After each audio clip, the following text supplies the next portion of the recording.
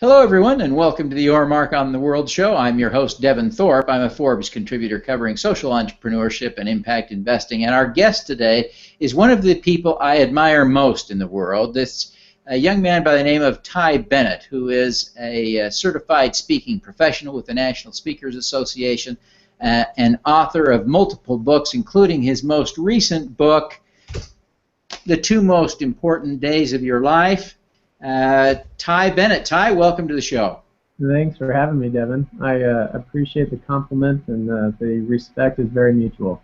Well, you know, you and I have known each other now for several years, and I remember the first time I heard you speak. Of course, you're an impressive speaker, but that isn't what really impresses me about you. There are a lot of good speakers in the world, and while you're one of the best, you speak on leadership, and I had an opportunity to observe you as the president of the National Speakers Association Mountain West chapter. And I saw the work that you did as a leader and watched your performance, and what I saw was a genuine leader, really a remarkable leader. And so that, in my mind, is what qualifies you as a really remarkable individual, and that's why I wanted to have you on the show. Your book, The Two Most Important Days of Your Life, really gets at finding your purpose. Why is that important to you at a personal level? Well, I appreciate you saying that. I hope that I practice what I preach, so it's good to hear that. So thank you for that compliment. From a personal standpoint, I think that that's one of the things that has helped me most in my life, is being very clear on what my purpose is and understanding that. And as I interact with people, I feel like that's a conversation that comes up constantly. At every stage of life, there are people who seem to be searching for something, seem to be trying to figure out what is it that they can do that is going to make them come alive, that's going to make a difference, that's going to make an impact. The people who follow the show obviously fit into that realm of people who want to contribute and make an impact in the world. But you look at all of the great successes, the people who truly make a difference, they are driven by something. It's internal, they feel it. And I think that's just a natural human instinct that we want to find that, and that's what this book is all about. Well, it's a remarkable, wonderful book. It's told in the form of an allegory or a parable, perhaps, but it's really a moving story that helps to make this point. Tell us a little bit why you think it's important for social entrepreneurs especially to really connect meaningfully with a sense of personal purpose. Well, at the end of the day, social entrepreneurs want to be influential, whatever your cause is, right? And I truly believe that people don't necessarily follow what you do, they follow what you stand for. Missions and causes bring us together, and they create tribes and a following and people who advocate for you. That's what we want. I mean, that's what every person who has a cause, who has a mission, you want to embody that, and you want to have that type of influence. And so it has to be something more. It has to be something internal. There has to be a drive there. You know, you look at great companies who operate from that standpoint, and they truly are driven by a purpose. Same with great individuals. I think that we recognize that. There's something instinctual that we say, you know what, they know where they're going, they have a reason for doing it. And so I think at the end of the day, it comes down to the influence that you have, and it's built out of this purpose that you find. The book is really covers some really, I think, nitty-gritty issues. I mean, the book is intended to resonate with us. So, you know, we talk about homelessness, we talk about drug addiction, we talk about welcoming your gay child into the family. I mean, these are some tough issues for a lot of people, and you get right into them. And I think a lot of the social entrepreneurs that are watching the show can resonate or connect with one or more of those aspects. How do people once they found that passion, once they found that purpose, how then do they move that forward to build capacity, build a following, build a tribe? Where do you go? How do you do that? Well, I think you hit the nail on the head. We wanted the book to be real. We wanted it to be very introspective, and so we have to deal with the reality of life. I mean, we all deal with things that cause us to step back and look at who we are and assess our values and what we're all about. Once we find that, once we kind of figure that out and we feel clear on it, to me, I think the balance I think we have to find is between ambition and empathy. We need to take our cause out to the world, and we need to do it in a big way, and we need to share it with as many people as we can, and we need to be clear on that vision. And there's so many vehicles to do it, whether it be through social media, through word of mouth, through whatever medium you choose. We need to be ambitious in how we approach that. But every one of our causes, and this is one of the key points of the book, is your purpose is not about you, and it cannot be. We are too connected in this world.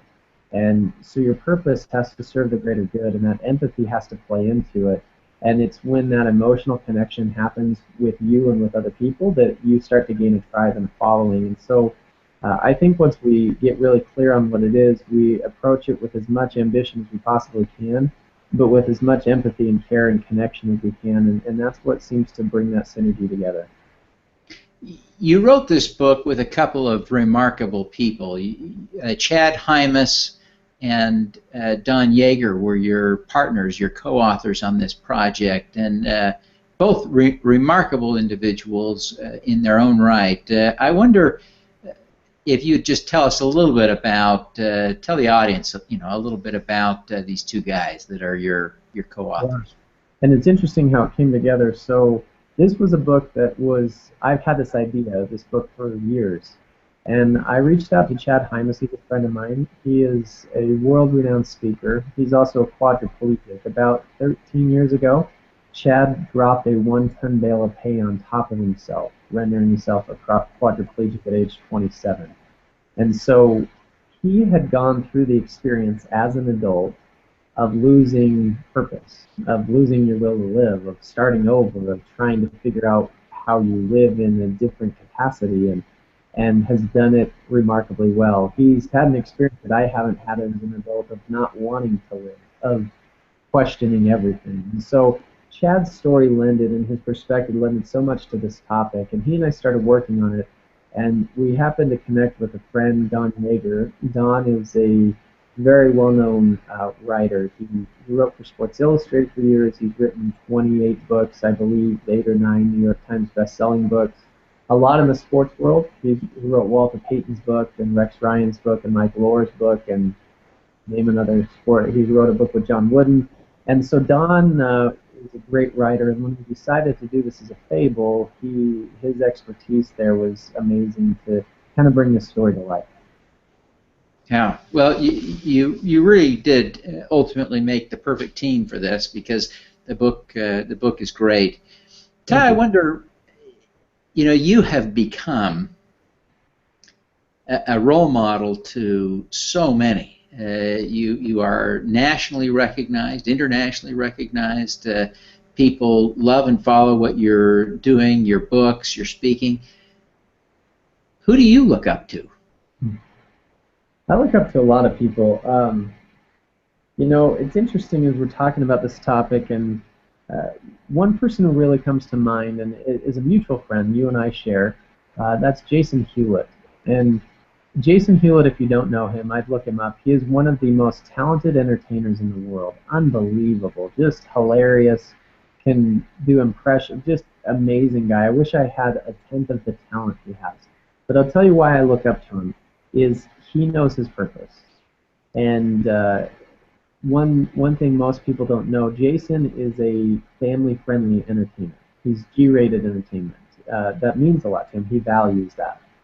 Very early in his career, when most people are just trying to make it, he was offered a contract in Vegas to be a headliner. This is what he ultimately dreamed of, the greatest thing, and it happened very early in his career. Just a couple of months into it, everything you could ever dream of. And in the contract, there was a clause that said he had to perform certain things that he did not feel comfortable with, and he turned it down.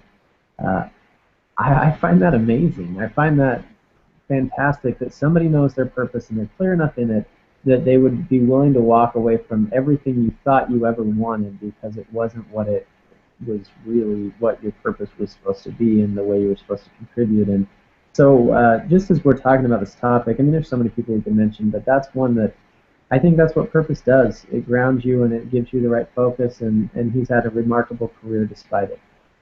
Well, he is. He's tremendously successful, like you, and a great role model to a lot of people. And certainly, I understand why you would name Jason. That's a great compliment to Jason coming from you. Now, Ty, you could be doing anything, and in fact, you had before you became such a successful speaker, you had another career. And a lot of people pursue the career you were in for a lifetime. They make that their full-time career. You were in direct sales and fabulously successful early in life, in your 20s. And you stepped away from that to become a speaker, and you've developed a somewhat purpose-oriented, high-quality, integrity-based leadership platform. Why do you do what you do? I appreciate that. I hope that's what I'm trying to create. And the truth is, it goes back to this exact same thing. We had great success in direct sales. I loved it. I loved everything about it, except for this is what I'm supposed to do. That was a great vehicle. It taught me a lot. It gave me great experience. It made me some money. It supported our family. It was fantastic. But I just know for me, my job on this earth is to build leadership. I'm just really clear about it. I get that. I feel like I have some specific talents that play into that. I feel like I have the opportunities that do that. I'm passionate about it. It wakes me up in the morning. I get excited about it. I think that I add value in that way, and I just felt like this is what I was supposed to do. I don't know how to explain it beyond saying this is what I know I'm supposed to do with my time, and so for me it was really following what this book is teaching, is find that purpose and pursue it and do it at the best level you can. And sometimes that doesn't make sense to everybody around you, but ultimately it's what you're supposed to be doing. Oh, fantastic. Ty, this really is the money question, because I know you've thought about this. I talk to a lot of great people, really inspiring, remarkable people, but they don't think about this question the way I think you think about it every day. But you know, everyone who's watching this show has one thing in common, and that is they want to have more impact. And I think you think about how to have more impact every day. Tell us, what's something you do every day that we could emulate that would allow us to have more impact? That is a great question. And I do think about that, and I'm sure I fall short in a lot of ways, but I try to. I think one of the biggest things that is holding most of us back, and I just feel like I've been watching this a lot lately, I believe we all too often play the victim in our life, and we don't have an ownership mentality in how we approach life in general, and that can be in a lot of different areas. I think, and I've been really assessing this for me, I don't know why I naturally have this real owner's mentality. It doesn't really matter what situation I go into. I kind of look at it from that perspective. I don't allow myself to play a victim very often. I'm sure I fall into that like everybody does, but I feel like I snap out of it pretty quick, and I think that that's one of the biggest keys to being successful and to being able to make and have an impact in other people's lives is we have to take ownership for ours, for the situation we're in, and for where we're going. And playing a victim does not serve you or anyone else in any capacity. I feel like I'm seeing that all around me, and I feel like that's the epidemic of our society. Is it's somebody else's fault. We are too lazy to do it. We don't want to. We've been somehow unfairly treated. It's too hard, and we've got to step up and just do it. I think we have all been given capacity to do great things, and I don't think there is an excuse for not doing great things. I think we need to live our lives that way. Now, Ty, that is just such a great message. I'm going to apply that in my life. I know you do. I know you well enough to see how you live your life and take responsibility, and you really do have that owner's mentality that you're talking about. And I think that is a real difference maker in your career and in your success and ultimately in your impact. So I'm going to try to remember that owner mentality in the things that I do. That's great. Well, Ty, I know that there are a lot of people out there who want to get in touch, want to learn more about what you're doing, want to have you speak at their events. Tell people how they can connect with you to learn more and to engage with you. Well, that's great. TyBennett.com, and I'm Ty Bennett on pretty much every social media platform. TyBennett.com, and yeah, just reach out. That'd be great to connect. Fantastic. Well, Ty, thank you very much for being with us today. We wish you every success in your career, and thank you for being with us. Well, thank you. Continue doing great things, Devin. Thank you. All righty. Let's do some good.